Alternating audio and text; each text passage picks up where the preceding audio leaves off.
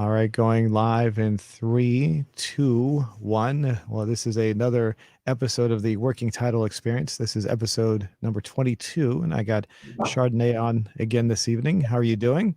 Good. How are you?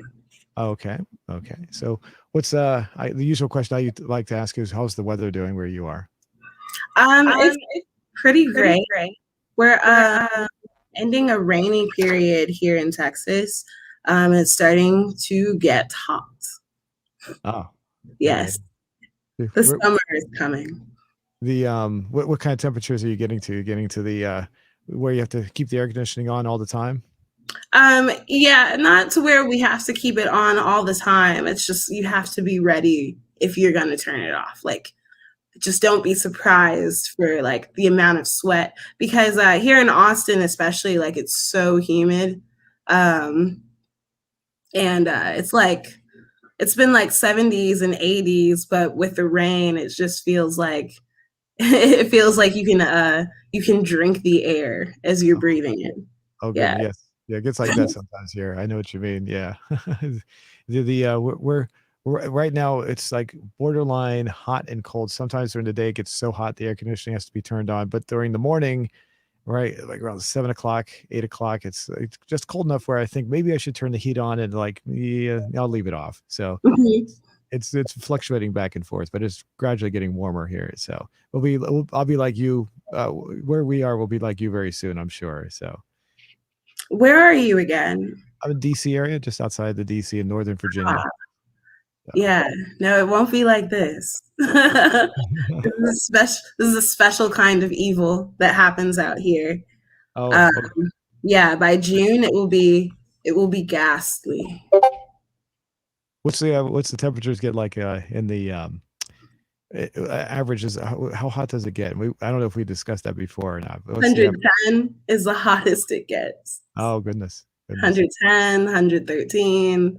That'll be like July, August. Oh goodness. Hmm. And then you have the humidity as well. Yep, all of it, all the humidity. Like, because why Goodness. not have both? So let's get back to our question from last week. Do you remember what that was? Our question from last week, from our last show. Yes, I'm sorry, from the last show. Yes. Whether milk was a broth, beverage, sauce, or garnish. All right, let me go ahead and bring that up here. Okay, here we go. All right. Yeah, here we go. All right. So we had since that it was we have it says a week ago, but that's just generally. But how long it's been? We have 3,500 votes on this so Okay. far. Awesome. 72% said broth. Interesting. 5% said sauce, 3% said garnish, and 5% beverage, and 15% said I don't know. I'd be in the category. I think I said that last week or last time. I said I don't know. I think so. But we talked about your cereal habits, and it seems like you're a broth person. Okay. Yeah. Okay. Yeah. Well, I mean, yeah. I still don't. I agree. I guess it's more. Maybe it's what I feel at the moment. I guess maybe I fluctuate in my opinion sometimes.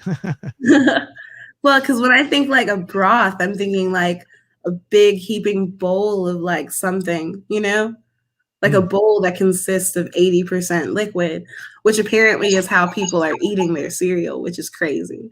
80% liquid. I never had that much. Yeah, that's I had a little bit of some milk left over, never that much. So Never that much. we can go through some of these comments too. Let me sort them by newest to oldest. Okay. We got from this is a regular viewer on the channel. Kiss Best Fan says, "Bruh, it's a dip." What? What do you mean? What could that mean? From homeless and homeless and starving. Excuse me. Milk is milk. The cereal is the garnish for milk. Okay. Let's see. There's a comment here about my videos on my YouTube channel. We can look at that. Thanks for the comment there. Let's see. Let's see from DN. I'm not sure how to pronounce that. Manja. I'm Kumar. But the answer is broths. That's also crazy. Let's see. We got one that this person says that's just good. Wa bagus bagnet banget. I'm not sure. I'm not sure what language that is. I'm not sure what that's saying there. Sorry. And Andrew, he's saying definitely a beverage. Broths are hot. Sauces are cooked. Garnishes are usually a spice or plant or plant of some kind. I'm not sure if we read that one before. So similar to I think one that we read. Apparently people have gotten this down to like a culinary science. But we talked about how there were cold sauces, like sauces that are like their purpose is to make like a cold dish, like tzatziki sauce. It's like a yogurt sauce. So, well, how do you feel about what the response here? Do you I mean 72% is pretty high there. Okay, so I mean, I guess 72% of people can't be crazy. Like it must be me. So I don't know. I'll try my cereal that way and get back to you. Okay, well, this is obviously not scientific at all. This is just random selection of people. So it's and when YouTube passes these questions out, it's not just my viewers, but it's also they send these out to people on their mobile devices when they're watching videos. So it could be anyone responding to this at this point. But but yeah, I think it's more still up in the air as to what people want to say it is. But and like it might have just been that because broth was the first answer, they selected that. I don't know. So who knows? Yeah, this might not keep everybody up at night the way it keeps me up at night. Now, did you have a question you'd like to ask the viewers for this week? I do have a question. Okay. So I wanted to know, I guess for the viewers this week, I wanted to know like everyone's battle weapon of choice. Yeah, just for funs and gigs. So are you a like a ballistic weapon kind of person, or a blade weapon kind of person, a melee weapon kind of person? Melee, what's that? MELEE? Yeah. Okay. Or a magic using person. What was the one after melee? I'm sorry, I forgot that one already. After melee is magic. Magic. It was okay, I thought there was another one there. Okay. Magic. Okay. What is your battle weapon? Let me say, what is your battle weapon of choice? Ballistic, blade, melee, and magic. Anything else? What other weapons are there? We could just put a random response like I don't care or I don't know. This is a common one I put in there. I don't care. There you go. Okay. All right. So ballistic, blade, melee, and magic. All right. Okay. So people out there watching this, we'll come back to this periodically throughout the show, and we'll come back, and then we'll for the next week or next show that we do, we'll come back to it as well and see what the results are. So are you happy with that? Because once I post this, YouTube is so nice they will not let me alter it once I posted it. So everything look good? Yeah, I like it. Cool. All right, here we go. All right, let me where'd it go? Oh, it disappeared. One second. Let me go back to the channel here. Sometimes they're hard to find. I hate when this happens. Make sure I got it. Okay, there we go. And I'll bring it up over here. That way it's okay. It's ready to go for the next time we look at it. Cool. All right. So for this week's show, you and I discussed we wanted to talk about conspiracies and specifically the JFK assassination, right? Yeah. Well, yeah, kind of. Kind of. Okay. Well, explain what you mean. So everyone talks about conspiracies. Excuse me. And like conspiracies are like an awesome topic, don't get me wrong, but I think what's even more interesting is like the amount of pop culture and media that are like inspired by conspiracy theories, or like how they're used to get like audience interest and stuff. So like the shows like that come on and they'll play, they'll be like it they'll try to entice people to believe that a conspiracy is real, Yeah, and they'll play like the eerie music in the background to make it seem like it's real. Because obviously when you hear eerie music, it must be real at that point, right? yeah, obviously. Oh yeah, the and what other kinds of ways have you noticed that they do that? I'm trying to think of any off the top of my head. Can you think of any? Yeah, like we were talking about it. I brought this topic up because I was like so excited to talk about it. Been bringing it up with friends and stuff, and they're like, "Oh yeah, it happens in comic books too." Like DC is pretty on it about like getting everyone to think certain ways or believe certain things. Like DC, as far as conspiracies go. Yeah, like people create like in the comic book universe, they create entire universes to also then create a conspiracy theory within that created universe, Ah, usually in reference to a conspiracy theory that's already widely believed. oh, okay, okay, Hmm. okay. So they take something that's generally accepted or maybe somewhat mainstream, and they insert it into the comic book itself, right? Is that what Yeah, you're? some may argue the real conspiracy. Okay. I, Yeah. are you a big DC comic books fan? I'm a big Marvel comic books fan. My family raised me right. Oh, okay. I'm Mhm. not, as far as comic books, I've not really read too many comic books, but so I'm not I hate to say this, but I'm not as much of a fan as you are, I'm sure. So What did uh you read growing up? I've not very much actually. I did read the comics when I was like in the newspapers.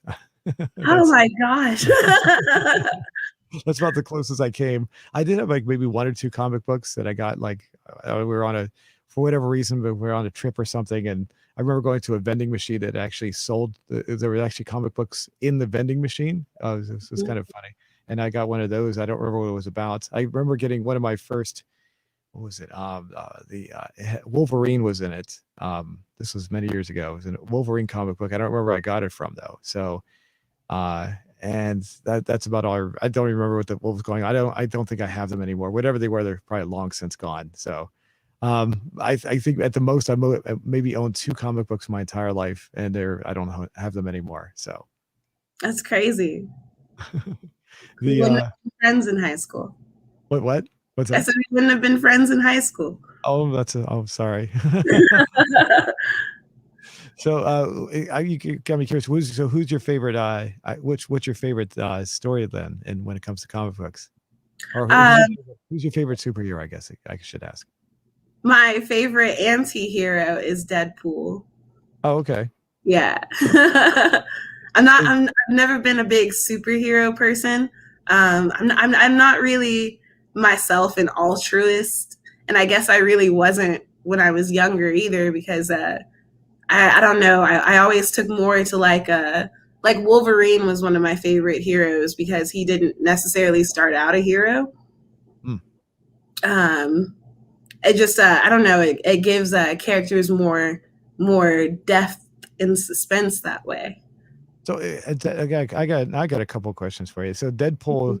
like Deadpool was how I never heard of Deadpool until the movies came out with him. Mhm. So has he been around for a while? Yes. Okay, okay. And as far as the accuracy, have you watched the movies? At first I need to Yeah. ask you that. Oh Okay. yeah. I like pre-ordered tickets to those movies. So as far as accuracy goes, how accurate would you say the movies are to the books, the source material, I guess? Well, the books are, or excuse me, the movies are kind of like super condensed exaggerations of like the Deadpool character and archetype, but they definitely capture his essence. And then the movies inspired like their own like offshoots of comics and arcs and stuff like that. So now that is Deadpool for all intents and purposes. No, no. Well, how about? Sorry, I cut you off. Say that last part again. I'm sorry.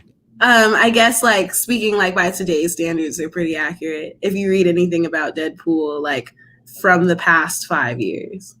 No, wasn't Deadpool? And I've not seen the movies. You're gonna hate me for that. I'm sorry, but as wasn't Deadpool originally introduced inaccurately? Like a lot of fans said he was done wrong, and then they brought him back, and he was done more. I know more fan pleasing at the very least. Is that right?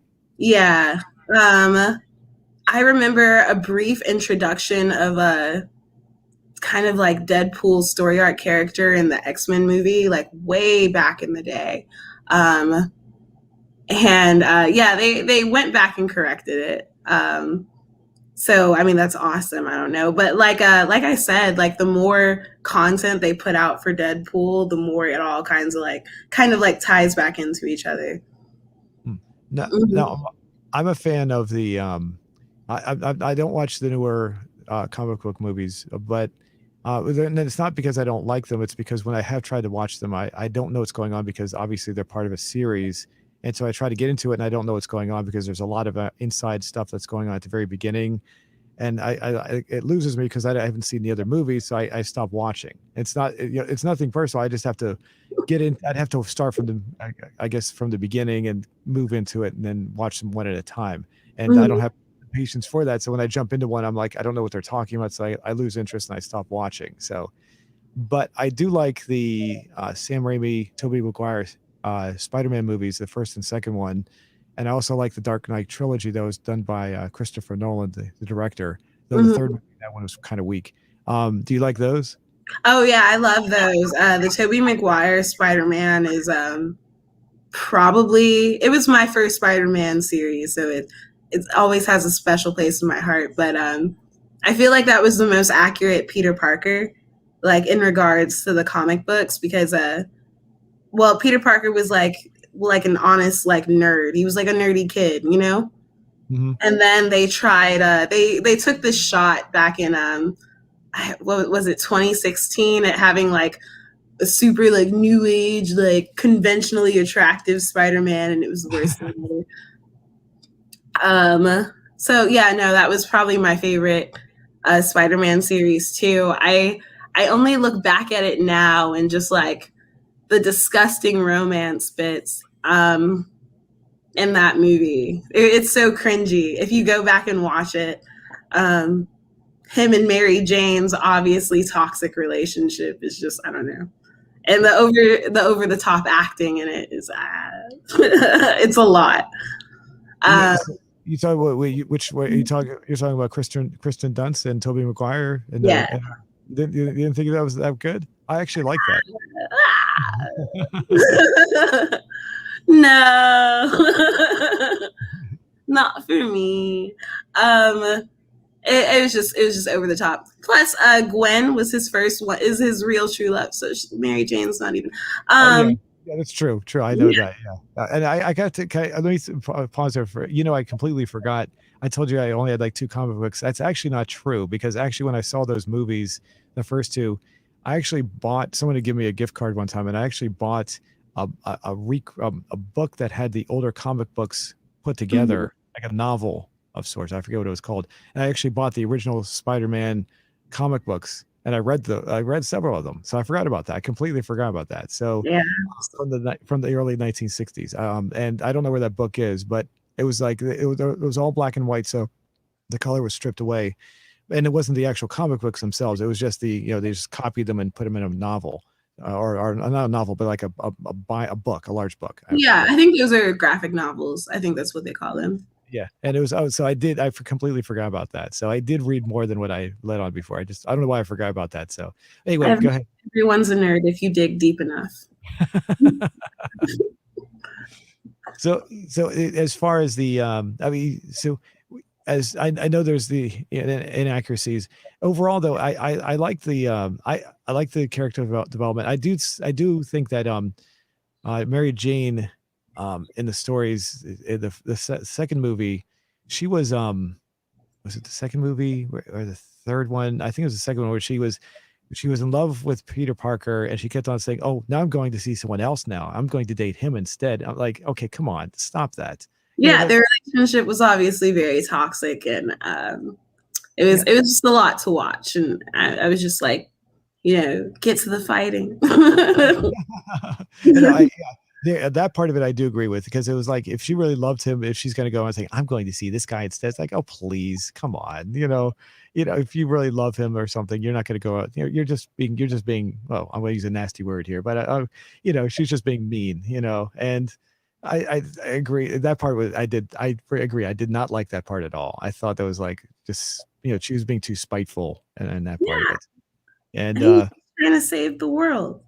yeah, but most of the time he was in the first movie. I didn't see that. I thought that the attraction was done better. It's the second movie where her character started to be broken down and not written very well. So I think Yeah, the first movie was much better in that regard as far as the relationship. I guess I like that part because it was really, I thought they did that part of it really well. And you're right. And by the third movie, I didn't really care about the third movie at all. So I don't want to see that one again. So now, as far as the Dark Knight trilogy, you said you like that one? I love the Dark Knight. Not the last one, but yeah, no, the first two movies were phenomenal. But we all watched it because of the Joker, I think. Yeah, I agree. Yeah, the second movie is the best in my opinion. The first one is right behind it, and yeah, I the third one, I had to watch it like I don't know, maybe I wasn't paying full attention, but I kept on missing the point of something towards the end as to who Bane was being controlled by, and finally it was like it turned out she was the daughter of Ra's al Ghul, Yeah. and I must have missed that somewhere like the first two times I watched it, because I was like, what is going on here at the end? And maybe it was just because I don't know, whatever it was, but eventually I saw that and I was like, okay, now it's making a little bit more sense. But you're right, it was the weakest by far of the three. And I didn't really care for it as much. As it's still watchable though. It's still watchable, just not as, for me anyway, it's not as good as the first two. Oh, okay. Yeah. I have a cat. She's lurking, causing. Sorry. It's oh, hey. It's funny. I too have a little black cat, like a really fluffy black cat. Oh, Yeah. it's hard to tell in the avatar, but the one you're looking at in the avatar is actually kind of fluffy, kind of. So Yeah, no, they look very similar. If she rears herself again, she'll probably pop her head in. But yeah, no. The first two Dark Knight movies were like my favorite movies. Like I had a best friend, like we saw all the movies together. He could like quote line for line the second movie. Yeah, we watched it so many times. Yeah. And my parents were pretty big nerds, so it was on at home a lot. My dad is actually like the whole reason I'm into comic books. Actually, he cool. was he was a huge advocate for let's go see every movie they make about my childhood comics. So right down to all the Bruce Lee movies. I've seen every Bruce Lee movie. Oh, I'm not really into the Bruce Lee movies, unfortunately. Sorry. But bringing that up, did you see the Quentin Tarantino movies, Kill Bill, the first one, part one? Yeah. Part one and two. Yeah, well, the first one in particular, though, that's I've heard that was a homage to to those movies. Do you think so? Do you think it really captures that? I think so. Yeah. Quentin Tarantino is personally my favorite director. I feel like that's not uncommon these days. I feel like everyone says Quentin Tarantino is their favorite director now. But yeah, no, it was like and I grew up reading a lot of manga and anime too. So it was like I don't know, it was like a shot for shot kind of like a rendition of all of those styles. It was so cool. Yeah, and then the outfit that she was wearing during the big fight scene when she was in was that Japan? Or the yellow outfit, that was also the same outfit that Bruce Lee was wearing in one of his movies. That's what I was told. So I've not seen the Bruce Lee version, so I can't say. But yeah, I thought that was interesting. Also, I don't know if you know the scenes that were in that movie that were they did obviously you probably know that they were done in black and white to hide the blood. So the that there's where they Yeah. should, but there's actually a color version of that, and I was able to buy that, which surprised me. So I actually bought the color version, but it's only available in Japan. So, and I looked on the Mhm. internet, couldn't find it anywhere. So I had to buy the DVD from the Amazon Japan website, and I was actually it was like $3, and the guy shipped it over, and I got the color version of it now. So it's kind of interesting. There's some extra scenes in the movie that weren't in the American version, also. So, but Ooh, cool. yeah. So, um, getting back to the Dark Knight trilogy, as far as I mean, how do you feel?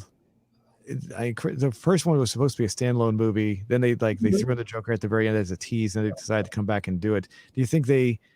I mean, obviously the first and second one you said you like those, and the third one was bad. You didn't like it as much, or you didn't like it at all? How did you rate that one as far as I that? did not like it at all.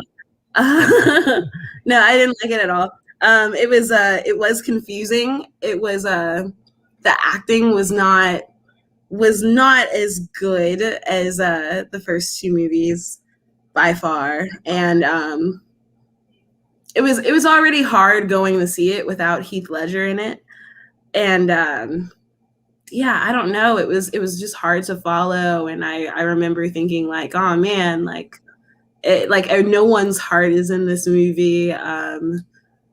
And I don't know. I really didn't get the whole like. It was hard to get the concept of it. I get also that it was kind of supposed to be a setup for Nightwing. Um, I don't know. It was a poorly done movie. I don't. And I agree. Yeah, you're right about the confusing part because I was confused when I watched that. So, and like I said, I had to watch it a couple of times. But like I said, I was also probably not paying full attention. I didn't see it in the theater. I was watching it at home. I was probably doing something else at the same time that distracted me. But yeah, yeah, it's for me. I still like it, but yeah, it's definitely for me. It's very weak, very weak. So, well, we got a comment real quick. Des Z says Chardonnay has a great smile. ah, thanks. Now, now, did you want to jump into our what did you want to talk about when we get to conspiracies? I know you wanted to, you're really excited about talking about that. What did you want to discuss first when it comes to conspiracies? Because that's going to Um, be let's to let our viewers know that's supposed to be our main topic for the show tonight. I mean, we can go anywhere we want, of course, but mhm. uh, No, when we talked about, I'm sorry to cut you off. When we talked about the JFK assassination, the last episode we did, I was just super curious because, like JF Kennedy has very little to do with my generation, like socio-politically speaking. But I know it was like a huge thing, and so I wanted to hear first, if you wouldn't mind, like explaining the whole JFK conspiracy theory again sure, we can do that. before I I go know, into my okay. yeah. I do want to say when I was a kid, when I was younger, I remember hearing people saying all the time, they'd say, you Mm, remembered where you were when JFK got assassinated. Well, of course, I was too young. I wasn't even alive when it happened. But I remember mm, hearing adults say that all the time when I was a kid. You remember where you were, and I was like, no, I don't. But then as I got older, then there were other events that took place during my lifetime, such as the O.J. Simpson verdict back in 1996, and then the World Trade Center in 1990 or 2001. And I could finally, after those two events took place, I could relate to that statement because I knew where I was when the verdict was read for O.J. Simpson, and I knew where I was where mm. when the World Trade Center got hit in 2001. So it's kind of funny. After several years, I found like, okay, now I can relate to that statement, but in a different way, of course. So, What is the relevance of that statement? well, it's so I the from what I gather is from my experience for those two events, it's like it so captured everybody's attention in the country and the world as mhm. well that you're like you were focused. You were so you knew exactly where you were when you heard the information or when it came to you. Gotcha. You just remember exactly where you were at that moment in time. It's just everything becomes like a placeholder of sorts for that moment for you. You remember all the things that were going on around you at that exact moment. And I do. I remember those for those 2 moments. I do remember what I was doing exactly, and it's kind of funny. Even though I didn't really consider the O.J. Simpson verdict that big of a deal, I do remember I was listening to the radio and they said, "Oh, here comes the verdict," and so I said, "Oh, okay." So I turned it on and listened to it. I wasn't like waiting for it. It just everyone just all the radio stations at the time had it, and so you had to listen to it unless there was no one else unless you wanted to turn the radio off, of course. But all right, Yeah. everybody had it on, so you had to listen to it at that point. So, and that's why I remember. So, but what was that? What was that like? Like waiting to hear the O.J. Simpson verdict. I was listening to a guy named G. Gordon Liddy. He used to do a radio show, and he passed away within the past, I think, 6 months or so. But he was talking. He was doing his regular talk show, and he said, "Okay, we're going to do the verdict." And I said, "Okay." So I left it on, and the person came on, and they actually read we the jury find O.J. Simpson. I remember not guilty, and it was like a lot of people were like, "Oh," it was like a big like gasp almost, like, "Oh wow." And I was sitting in a this is funny because I was sitting in a parking lot, not a gas, but a supermarket. And when I was listening to it on the radio, and it was a Shoppers Food Warehouse. I was getting ready to get some food inside the supermarket when I heard it come over the radio. So, like I said, I remember exactly where I was and what I was doing. It was just right around 1 o'clock in the afternoon.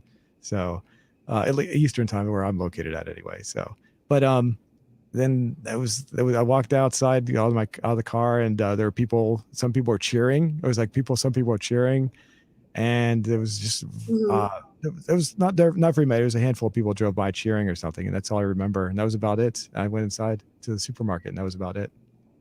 So that's insane. I feel like the only thing I have to like relate to that has been like the past 16 years waiting to see who the next president's going to be. Oh, really? Like that's the only way I can relate to that anticipation. Yeah.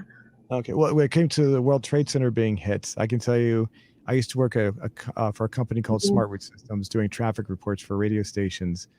And a woman who I've been friends with for a while, her name was Jamie Pfeiffer, and I was sitting at the desk, and we saw the second plane actually hit the building because they already had a helicopter up because the first plane had already hit.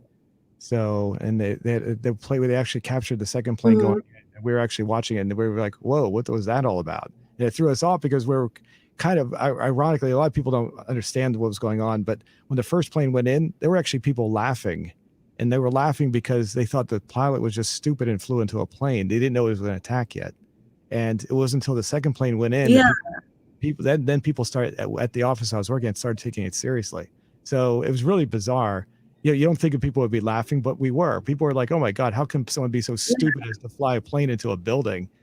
And then when obviously when the second plane went in, everyone got real serious. It was like it was completely different at that point. So.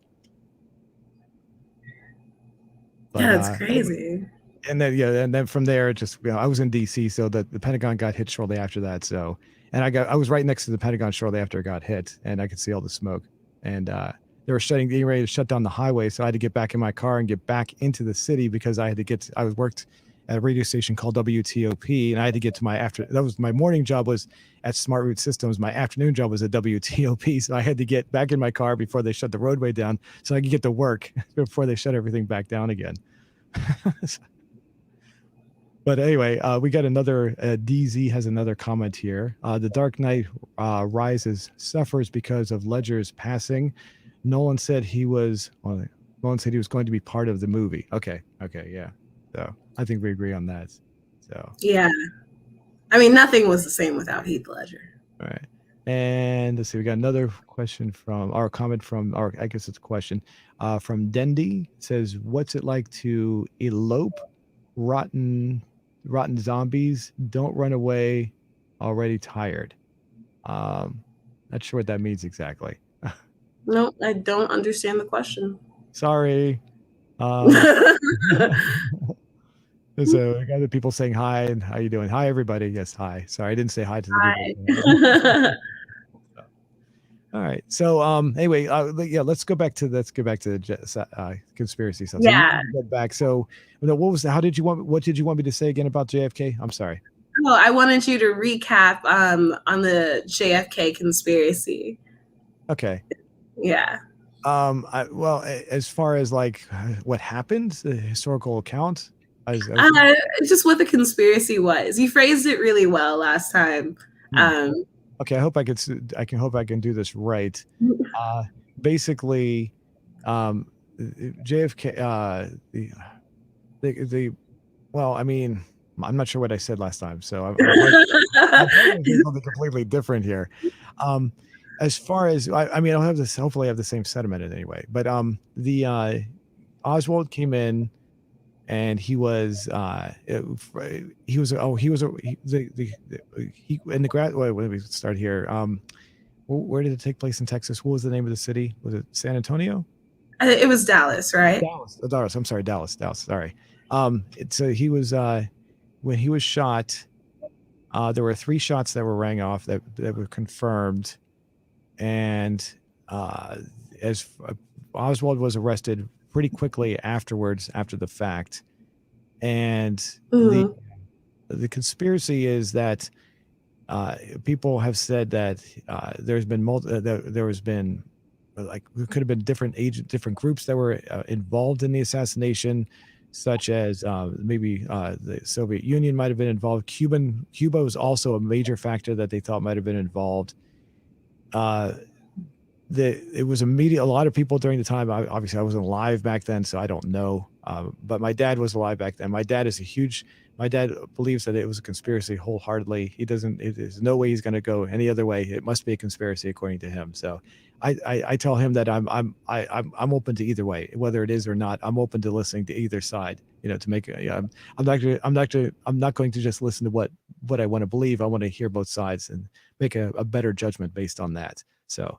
Um, but Oswald, the official story is he was in the book depository. He fired off 3 shots, and from what I've seen, um, there's also reports that there was another shooter on what they call the. Oops, you okay? You there? Yeah. Another shooter allegedly, conspiracy theorists say, that was on what they call the grassy knoll. Mhm. My problem with the idea of a third shooter there, or a second shooter, I should say, is the fact that he would have to be shooting from left to right to shoot Kennedy, which is a much harder shot than where Oswald was positioned. And I'm only basing that on the fact that I play video games on a regular basis. I'm not a gun expert by any stretch, but just playing video games, I know if someone is going from left to right in front of me, you have to, and you only shoot 1 shot. You have to shoot the bullet so that it fires and hits the target while the vehicle is moving. So you can't shoot right at the target. You have to shoot slightly ahead, so it hits it when they come together at the right point, which is a Mhm. harder shot than where Oswald was, where the car is going straight away. Because when playing video games, there's in Grand Theft Auto San Andreas specifically, there's a mission called Vigilante, and when the people are the vigilante, I'm sorry, when the suspects are being shot at by me and they're coming directly at me in a car, it's much easier to shoot them when they're coming at me in a straight line than going from left to right. Mhm. And so based on that, it seems to me that it was very, very possible that he could have been acting alone in the whole thing, in the shooting itself. And the idea that there was more people involved has been debated, obviously, for a long time. There was the Warren Commission, who originally said that there was absolutely no conspiracy, but when the Zapruder film came out, which was actually hidden for like 10 years, the Mhm. public didn't get a chance to see it for like 10 years. So if like the assassination had taken place nowadays, everyone there would be video all over the place instantaneously. You couldn't hide it anywhere. Yeah, it would have been. Yeah. But back then there was only a very small handful of people that had cameras going, and Zapruder had his camera going. His was he took it to, I think it was Time magazine, and they hid it away for 10 years. No one got to see it except for the government got to see it. They looked at it. I think I think they were, they went in there and said, hey, we need to see this because this is evidence. So they got a chance to see it, and then they gave it back. And when it finally came out, like Geraldo, you know who Geraldo is, right? I assume you know who Geraldo is. He was the one that like had Yeah. televised it. After it was released, and they saw that his head was shot, and he went backwards after he got shot, like his head went darting backwards. Mhm. The idea was, oh, wait a minute, he was shot from the front, and so people were saying, well, it Mhm. must be a conspiracy. There must be at least one other gunman. And so a lot of people are saying that he was shot from the front, and Oswald may have been there, maybe not, but at the very least, there had to be at least two gunmen involved. And there's been several people that have shown that the reason his head goes back, or not several, but I've seen video demonstrations anyway. The reason his head goes backwards is because the bullet being projected out of his head actually caused it, even though it was shot from behind, it caused the bullet, when the bullet exited his head, it like basically caused his head to sling backwards because the bullet was moving forwards. And that's what caused the Mhm. reflex effect that caused his head to jerk backwards to give the illusion that it was going forward. Yeah, yeah, DZ also talks about the Seinfeld JFK episode was hilarious. I haven't seen that one in a while, but yeah, there was a where they actually talk about, they actually do a scene that's a parody of the movie JFK. So where the whole scene where yeah, Mhm. did you see, you have seen the JFK movie, right? Yeah, I did watch it. It's a great movie, by the way. Yeah, the scene where they show the video where he goes back into the left, back into the left. The Mhm. in the Seinfeld episode, they do something that's very similar to that. They capture that whole thing. I can't, I haven't seen that in a while, so I can't give I can't describe it, but it is definitely a parody of that whole scene from the movie. So um as far as and other people allegedly were part of the conspiracy, such as you've seen the movie, what's his name, the guy Ruby, Jack Ruby. Yeah, Jack Ruby, Clay Shaw Clay Shaw, yeah, Clay Shaw was one was, of the. yeah, he was the only one that was actually brought up on charges by Jim Garrison. Mhm. So, Mhm. um, so am I answering your question the right way? Do you think I captured what you're trying to get at there? Yeah, yeah. No, it's just like a summary of what the conspiracy is, which yeah, it's basically that there's no way it could have been done by one person, and that it had to have been the work of like a controlled group. Which I don't know, like if you just watch the movie alone, like the movie is such a thorough movie. If someone were to just watch that movie, I could totally to see where they might believe, like, oh yeah, no, this was totally an inside job, you Right. know? Yeah, and I agree. I actually enjoy the movie itself. I didn't mean to interrupt you there, but I do enjoy the movie as a as a movie by itself, Mhm. ignoring anything that saying it's a conspiracy or not. I actually thought the movie was done pretty well, Yeah. but there's a lot of creative, what do you call it? Creative license. What's the word I'm looking for? When they go in their own direction, Oh, and Liberty. yeah, that's the word. Yeah, and uh the character that Kevin Costner plays, Jim Garrison, is not like Mhm. the Jim Garrison in real life at all. Yeah. I don't know if you've seen the footage of have you any footage of what Jim Garrison is like. Have you seen what he looks like in real life? I've Okay. seen what he looks like. I saw pictures. I didn't see any like footage or any character accounts of him. Okay. In real life, I've seen video footage of him. He is he has a very big presence, very large man, and a very authoritative, and nothing like Kevin Costner's portrayal. Yeah. Very much like, I know there's a conspiracy, I know something happened, and he had a very deep voice.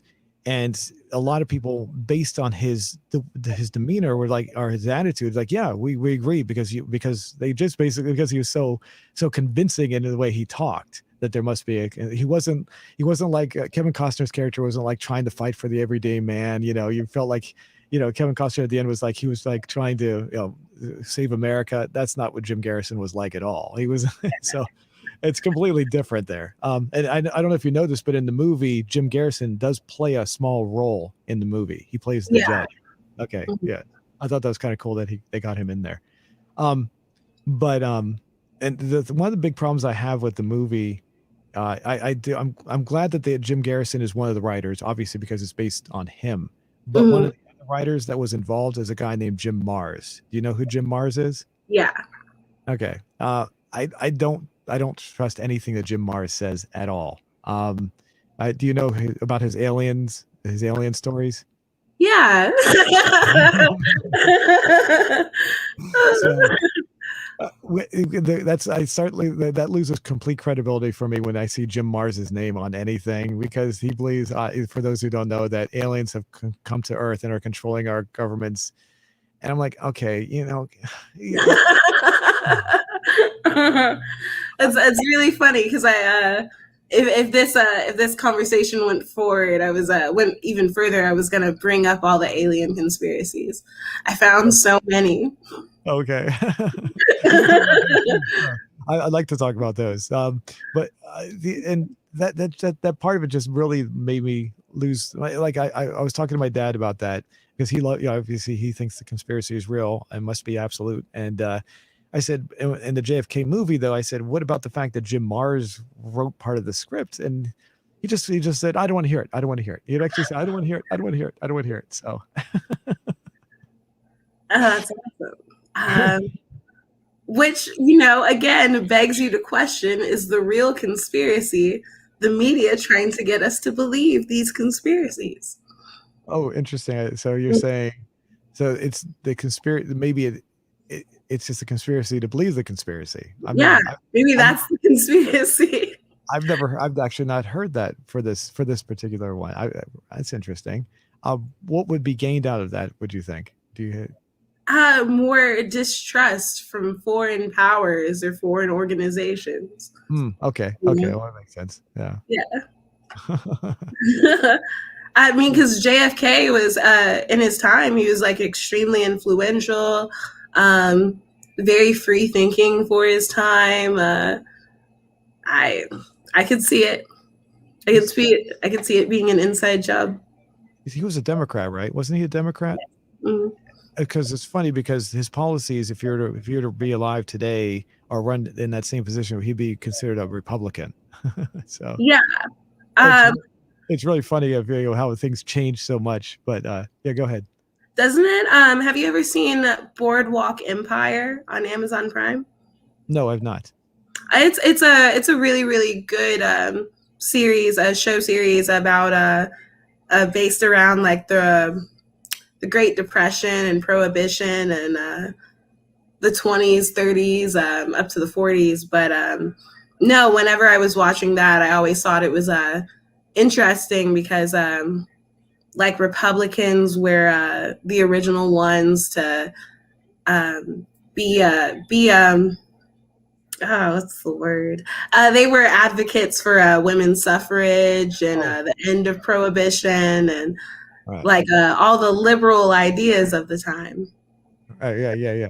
How the things change over like that. Yeah. Yeah. One thing always gets me about prohibition, you had to bring that up here, but I have to make a comment about that. Is that how many people get the 18th Amendment to the Constitution incorrect? They think that the 18th Amendment, they always think that you couldn't drink alcohol during prohibition based on the 18th Amendment, which is completely false. You could drink as much alcohol as much. You probably know this, but you could drink as much as you wanted to during prohibition, and you could actually possess as much alcohol as you wanted. The only thing that the 18th Amendment did was limit the sale, production, and transportation of what they called intoxicating liquors. So a lot of people say, they say prohibition was you couldn't have alcohol. No, you could have as much, and people had lots of alcohol back then. There was no shortage of it, because before it went into effect, everyone stocked up on it because it was completely legal. As long as it was made before as long as it was made beforehand, you could still drink it. So, and you could still produce your own on a limited scale, and no one would give you a problem. It's like people made their own private wine, and they didn't go around destroying wine distilleries and anything like that. So. So I always find it funny that people, I do know that there were some local laws, the smaller jurisdictions, where alcohol was outlawed. And so there were areas where it was outlawed, but that's different than the 18th Amendment, though. So anyway, I'm getting off on that one. So. No, it's okay. Where were we? 12 topics ago, we were talking about the JFK assassination. Yes. Go ahead. No, so the movie really did between that and Interview with Assassin, no, it did actually for the first time make me consider that the conspiracy might be true. Just with aside from one of everyone's favorite alien hunters being on it. What's I that? don't know. It was just presented, huh? Okay, you're jumping too far ahead on that. So let me make sure everyone knows what you're talking about. Interview with the assassin. Is that what it's called? I can't remember. Yes. Okay, so for those who are, for our viewers that are watching, that was another video or that she watched. It was like you called a faux documentary that talks about a possible shooter that was involved with the conspiracy. So I just want to make sure everyone's caught up on that. I'll put a link for that in the description so people can watch that. And I only got a chance to watch part of it. I did not watch the whole thing, but yeah, as far as go ahead, I just want to make sure people are caught up on that. I didn't mean to cut you off. Also, you said everyone's favorite alien hunter. Who is that? Because I'm not sure who you're I was referring to the JFK movie, Agent Mars. Oh, okay, gotcha, yeah. No, like if it for it being the first time that really the idea of the conspiracy was laid out to me, it's so easy to believe it. And like Jim Garrison, like his character isn't like particularly domineering or assertive, but he's so like he was very anxious and urgent about it. It's just convincing, right? I guess. Well, yeah, and then I was I didn't even I was thinking like whenever they were talking about the gunshot and how it was supposed to be shot through the back, and like in the footage that I saw of the JFK assassination, like there's even like his brain splattered out the back of his head, like he was shot from the front, Gotcha. And like I was like, well, what if like two people shot him at the same time, or like I don't know, I don't know, building up in my head like I don't know, like how it could make sense, I guess. And I just thought that was so interesting because I don't know, they the explanations aren't as freely, the true explanations aren't as like digestible in media as they make the conspiracy versions out to be, Mm-hmm. And when the movie came out, I don't know if you know this, but the idea of a conspiracy was actually fading off. People weren't really considering it anymore. It was the movie that reignited that. So it actually it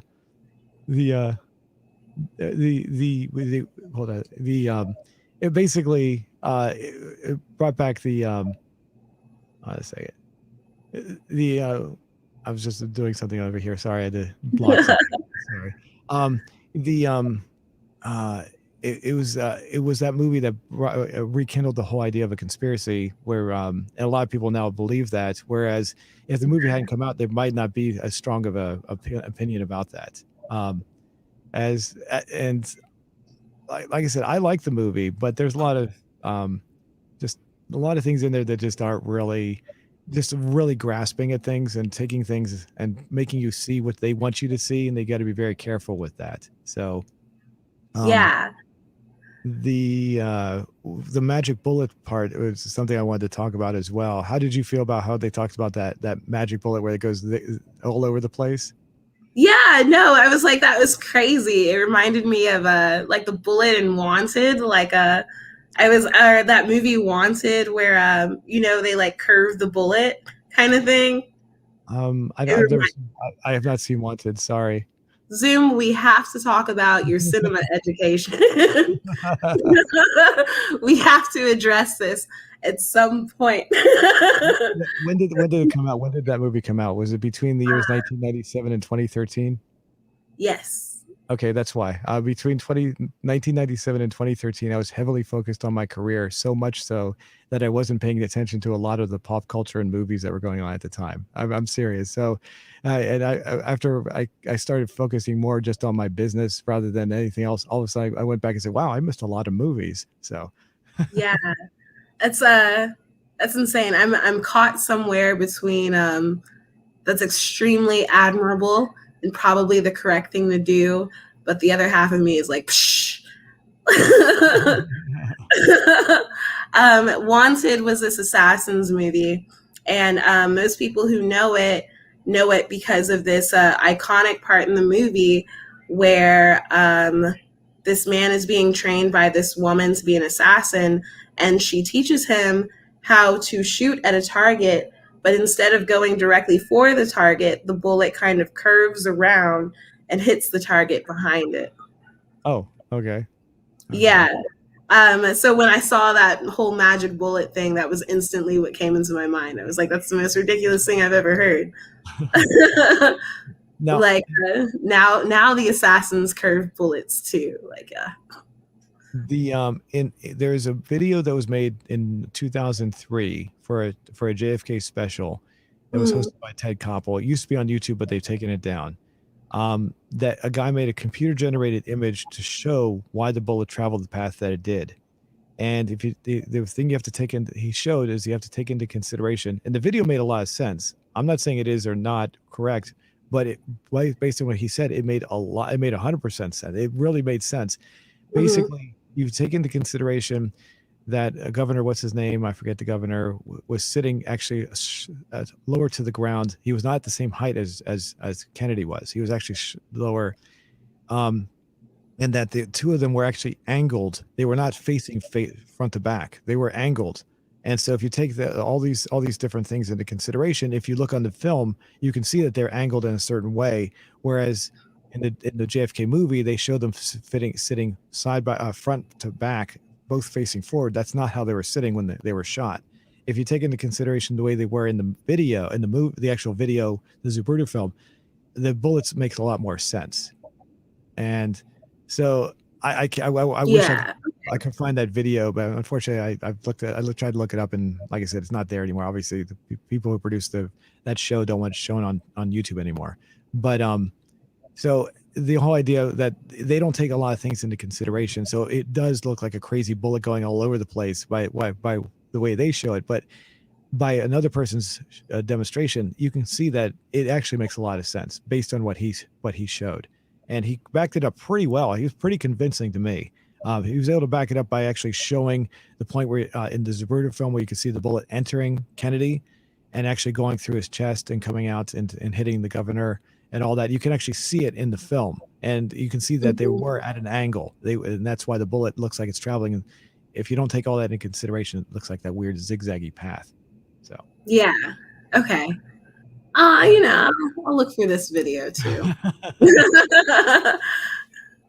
So, and the other argument that I've heard is that the bullets that went through all of them, that both of them together came out is in too pristine of a condition to have gone through them. There should have been more. There should have been a lot more wear on it. It should have been. Basically, whenever it hits a bone of anything, it should have actually, what's the word? Like it should have changed its shape. I don't know what the right word is. And people are saying it was just in too pristine a condition.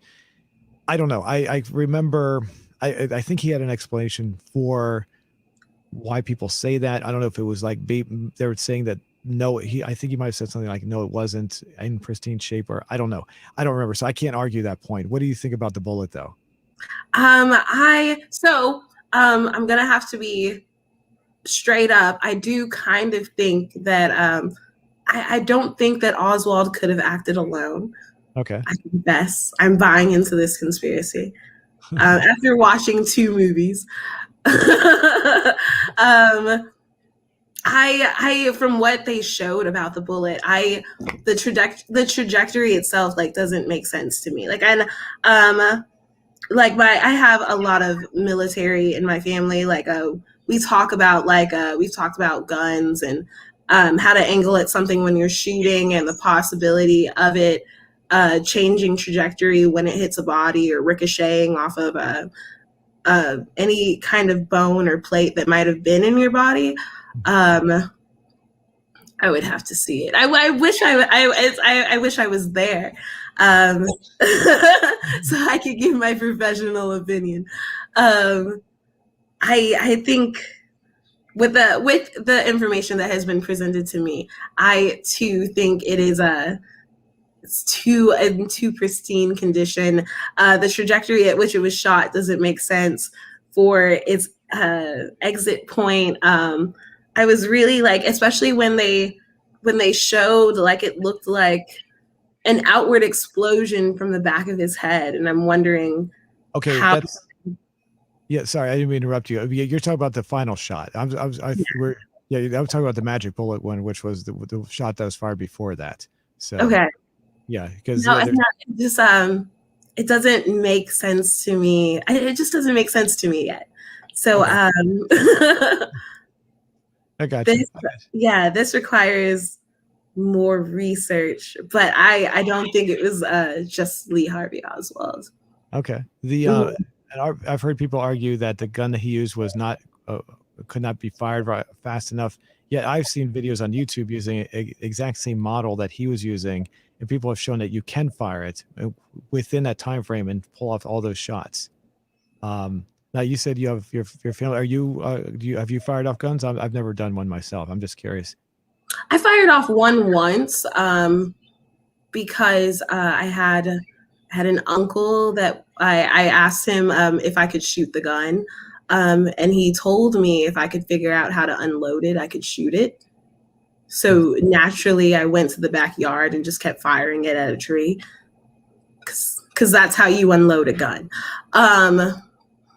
And that's the only time I've ever shot a gun, like just like of my own volition. I've gone to like watch people at gun ranges, but not since then. No, and that was when I was like maybe 14.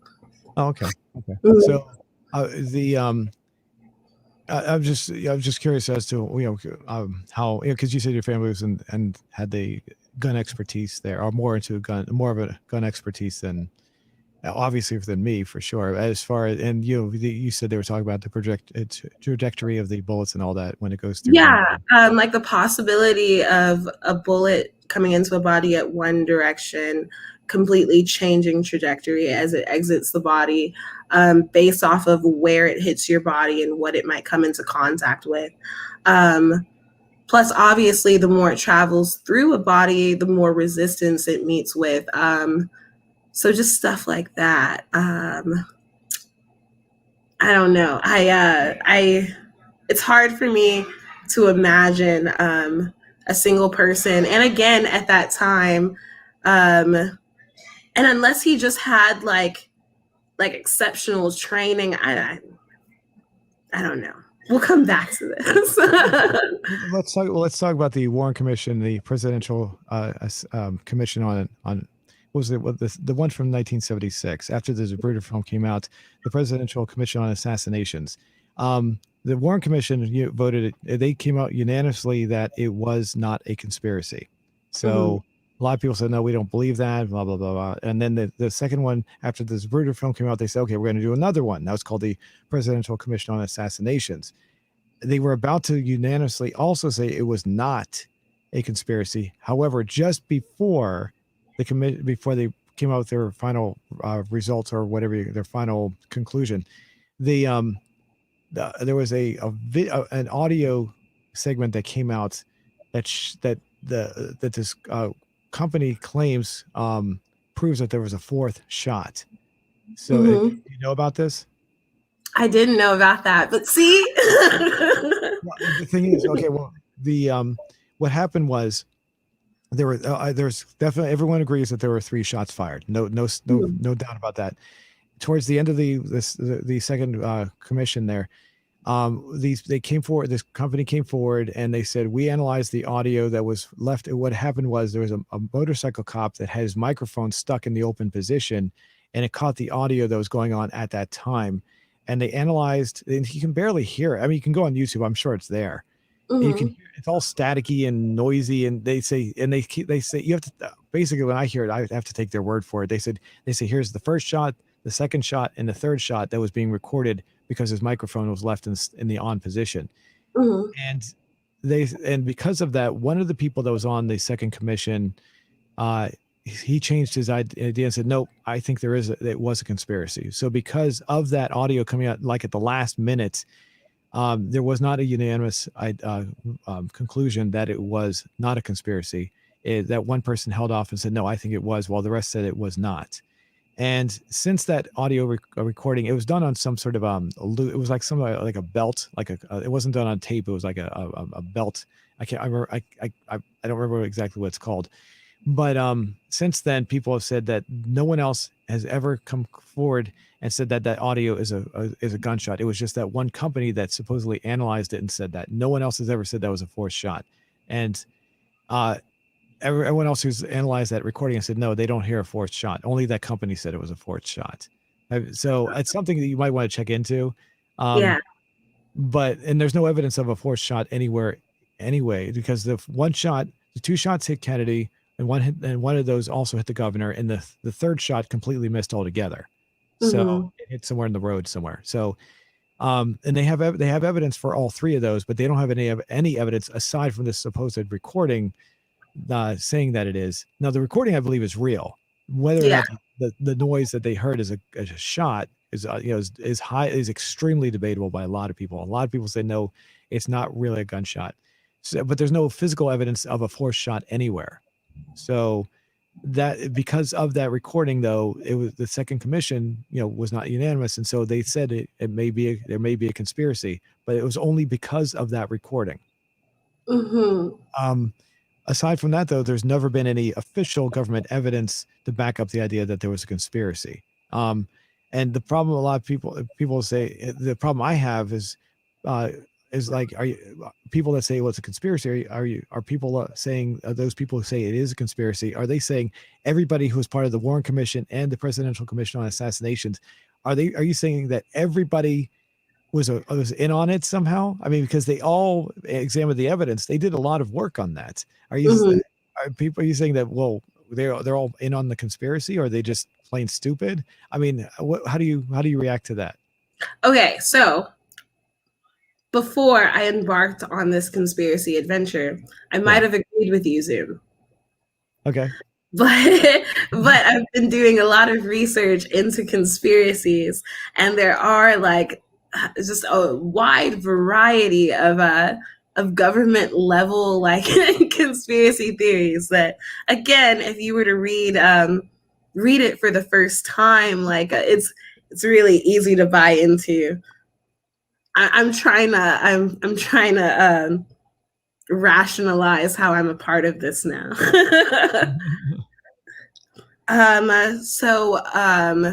Like one of the things one of the deep, dark, like when you go to those websites and it's like a blog someone made on Squarespace or something like that, and they're passing it off like as a real information website.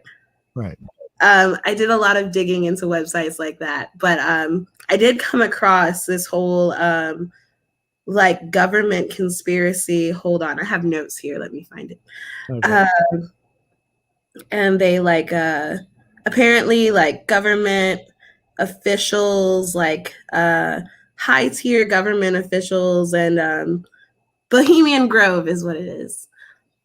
And the richest people in the world like get together and they worship this giant effigy of an owl, and they plot like the world's conspiracies. And supposedly they have existed for like an extremely long time. So what if it's the Bohemian Grove Zoom? What if they covered up the JFK assassination Zoom? I'm not familiar with the Bohemian Grove. I'm sorry. But yeah, look into it. That's it's a completely it's alien level crazy. Okay. It's vast. The problem I have is that you have all these government officials, and everything was so obviously it happened publicly. So but the idea that somehow this was that this was still a conspiracy, it just doesn't fully hold. I'm still open to the possibility, but to be honest, I back in a long time ago, I used to believe it was a conspiracy and I wouldn't listen to any other ideas. But then I started listening to the opposing point of view, and I said, well, wait a minute, some of these people are making sense here. So so my opinion has gradually changed to saying, no, it's most likely not a conspiracy, but I'm still open to the idea that it's a conspiracy. So I'm not fully like in that camp, but It just seems like it just all this all these people did all this work, but it's like everyone's saying, well, no, we can't trust the government, and that's and things like that. Or there's, you said, this other group and everything, but yeah, but that's not really an argument in some ways, because because if you say everybody did this and they were able to cover this all up, how did they shut everyone else up? You know what I'm saying? How did they keep? I mean, there's got to be, you know. Maybe threats. Like maybe the fourth shot was Oswald making sure no more secrets got out. I don't know. It was Oswald shooting his accomplice. That was the fourth shot. So how about Ruby? How do you feel about Jack Ruby? The general story for the conspiracies is he was acting for like maybe the mob, or he was out there. The It was basically paid for by somebody to shoot him. The whole idea of him being paid for seems a little sketchy. Why would he go out in public and shoot him publicly like that? Why wouldn't he do it in private? You know, why would he do it in such an obvious public manner? You know what I'm saying? Yeah, exactly. If he's being driven by the mob, wouldn't he be, wouldn't there be maybe some police that were also being paid off by the mob? Why would they just pay the police to do it instead? Like with this whole thing with Epstein recently, how he was found. Mm-hmm. People think that's a conspiracy as well. And that was very sketchy. I'm always curious about what happened there. I have no idea for that. So I have no opinion left or right, either way on that one. But I mean, but why wouldn't they just do something like with a, with something like that, just have him be killed off in his cell? Why would you do it in such a public way if he's being controlled by the mob? So I think in part you would have to understand like the socio-political objectives of the time, I play a lot of video games. I watch a lot of movies. Like sometimes making public spectacles of something is like it's useful. And it like seals like maybe him going out and shooting like Oswald like publicly definitely sealed the deal that Oswald was the guilty party. Okay. The non-conspiracy aspect of this, so this is basically that Ruby was simply a bar owner in Dallas at the time. Mm-hmm. And he was highly patriotic, and he was very upset that Kennedy had been shot and killed. So he went out publicly the reason he did it so publicly, he knew he was going to be on camera. He knew he was going to be caught by everybody. He purposely killed Oswald because in his mind, and there's supposed to be some recordings to back this up before he died, he thought that he'd be vindicated because people would cheer him on as a hero for killing the assassination of JFK. So he wasn't the mm-hmm. non-conspiracy aspect. He was not doing this on behalf of the mob. He did this because he wanted to become a hero in the eyes of the people of the United States for killing the assassination of JFK. And he would be let go because he did that. He would not be brought up on charges or be arrested for what he did. Unfortunately for him, though, he was arrested. Obviously, I'm not saying it's unfortunate, but I mean, it didn't go the way he thought it would go. So. Yeah, I don't know. That seems like a stretch. Like he went out and publicly like killed someone to receive some sort of judicial immunity for his past actions. I don't know. That seems like a stretch. Well, it actually has happened. It actually has happened where people have killed. There's a video I saw about 5 or 6 years ago, obviously mm-hmm. long after JFK, where a father, I think it was a father. Anyway, the guy. His son was murdered by somebody, and the person who murdered his son was being transported through an airport. He went into an airport with a gun and shot and killed the man who killed his son, who was convicted already. And he was not brought up. He was released. He was not brought up on charges, even though he killed the man in cold blood in front of people, in front of police and everything.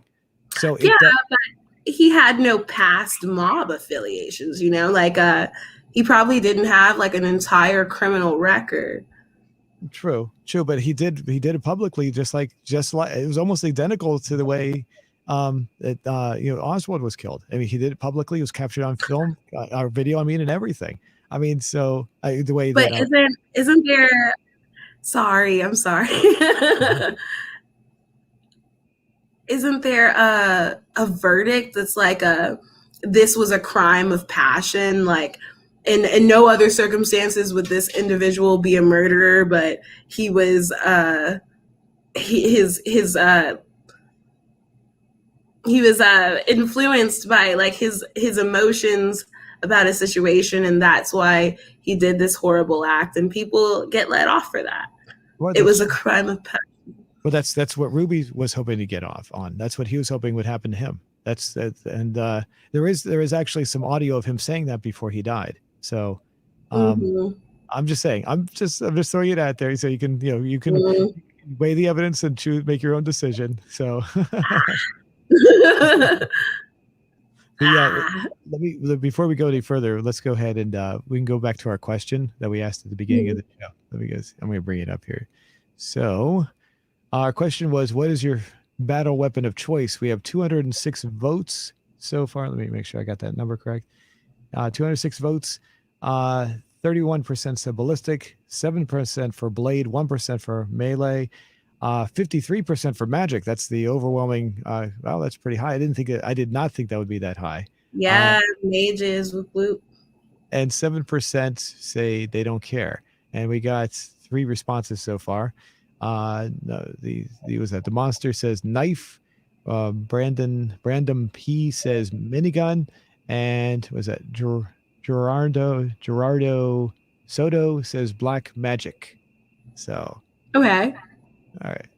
So I'm actually surprised. Or how do you feel? I really did. I did not. I would have never. I never would have thought magic would be that high. I really didn't. I kind of figured it would probably be that high.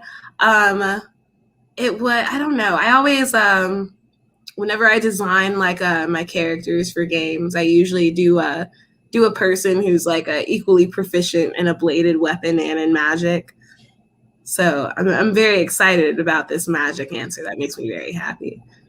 Yeah. So Yeah. cool. All right. Did you want to talk some more? Did you want to wrap everything up? What did you want to do? We've been going for about an hour and 15 minutes. I don't know if you want to go ahead and wrap everything up. No, we can totally wrap everything up. I would love to talk more about all the stuff I found like the next time we meet. Oh, absolutely. Yeah. I don't mean we have to finish what we're our discussion. We can always continue pick up right where we left off. Absolutely. I'd like to do that. So, but we have yeah. to talk about aliens. Oh, of course. Yeah. So yeah, we can talk about more about conspiracy. We can talk more about the JFK, other conspiracies. There's always the and then the alien, of course, the alien conspiracies. I'm just curious as to what kind of aspects of alien conspiracies did you want to talk about? I'm just kind of curious where we're going to go with this. I ran into so many crazy things.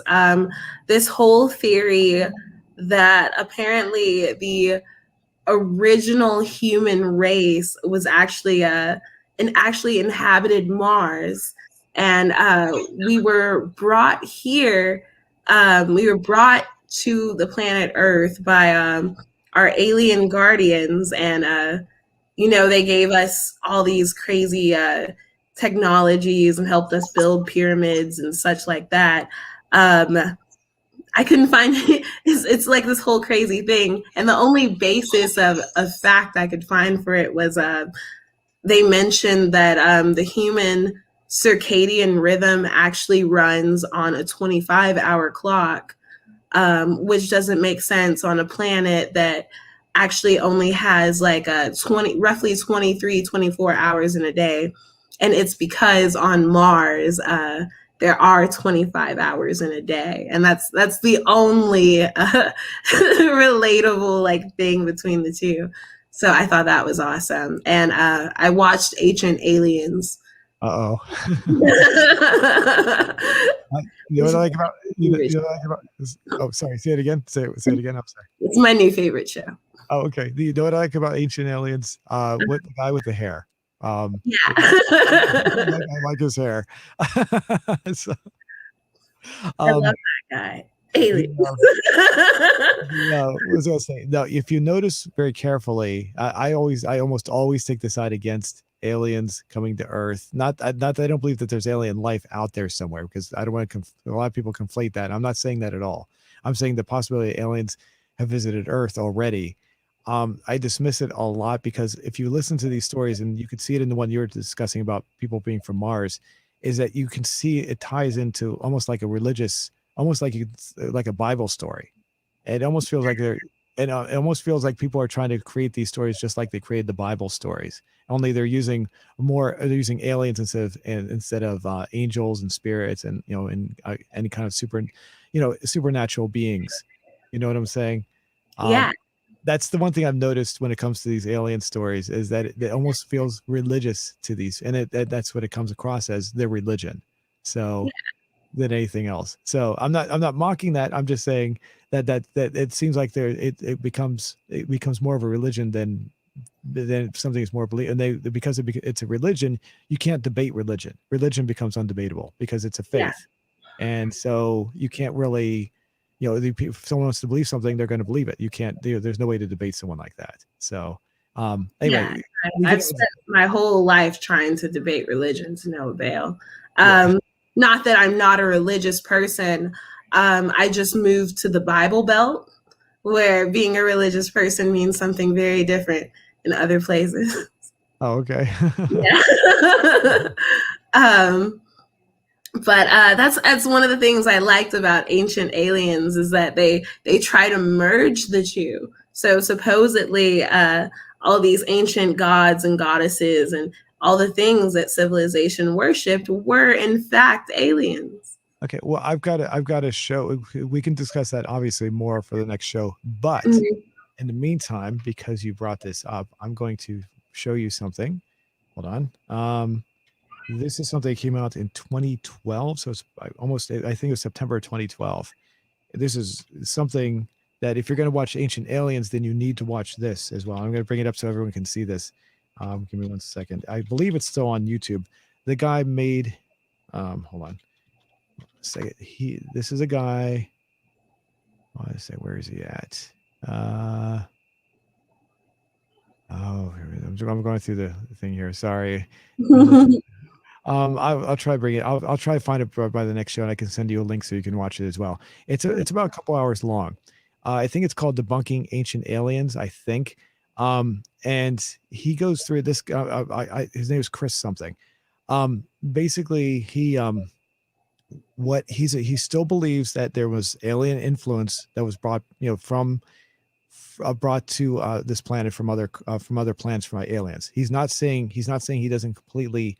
He's not against that idea. He's against the show Ancient Aliens, though, about what they say, and he takes what they say, and he says that he can actually prove that certain things that they've discussed can be actually very logically explained. And he does a very, very good job of debunking the things that they talk about. And he emphasizes very much that he still believes, and that he does believe that aliens did influence us. He just doesn't believe that the Ancient Aliens TV show is doing a accurate job of showing that.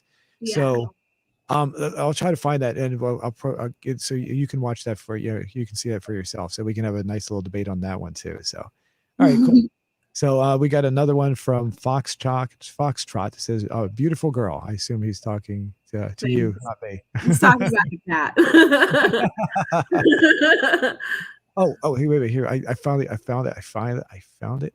Here it is. Okay, here we go. I will put this in the description. Hold on a second. I'm going to bring it up just for a second anyway. Give me a second so you can see. Mhm. Okay, here's the link. Oh wait, I already got there. So this is it. His name is Chris, and yeah, it came out in September of 2012. It's pretty long. It's over 3 hours long. But it's really, I got to say, really, really, really done well. And he's a very religious person. He has his own religious beliefs, and he's very respectful of what they say. He doesn't mock any of the people on Ancient Aliens. He just goes through and he shows piece by piece how what they say is just inaccurate. And anyway, he gives, I'll give you this link and we can talk about this on the next show. But anyway, I just want to make sure that's still on there. It is still on YouTube. So thanks everybody for oh wait, we got one more. Foxtrot says, "I'm from Brazil." Okay. LOL. So cool. Thanks for the response comment there. And yeah, thanks everyone. Thanks Chardonnay for being on, and we'll come back soon. All right. Hang on a second.